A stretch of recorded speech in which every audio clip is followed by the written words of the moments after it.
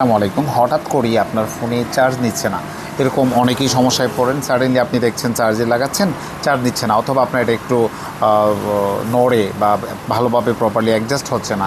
এই ধরনের যারা সমস্যায় পড়েন, বেশিরভাগ ক্ষেত্রে সিঙ্গাপুরে যেটা হয়, চার্জিং পোর্টের ভিতরে বালি জমে জমে এটা পুরুত্বটা বেড়ে যায়, যার কারণে আপনি চার্জিং পোর্টটা যখন ইন করেন প্রপারলি অ্যাডজাস্ট হয় না, যার কারণে চার্জ নেয় না।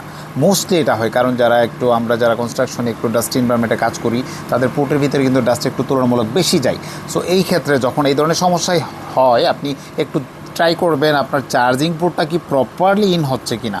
যদি প্রপারলি ইন না হয়, কিছুটা গ্যাপ থাকে ফোন আর চার্জিং পোর্টের মাঝখানে, আপনি নিশ্চিত থাকেন ভিতরে বালি আছে, এটা ক্লিন করেন, ঠিক হয়ে যাবে। সো এটার জন্য সার্ভিস সেন্টারে যেতে হবে না আশা করি। অনেকেই আমি এরকম অনেক দেখছি, যাই ভাবলাম যে আমি এটা শেয়ার করি, হয়তো বা কারো উপকারে আসতেও পারে। সো যাদের এই সমস্যা ফেস করেন, আপনি এই টাইপের একটা শোন ইউজ করবেন। শোন, আমি এটাকে শোন বলি, অনেকে প্লাগার বা কিছু না বলতে পারেন।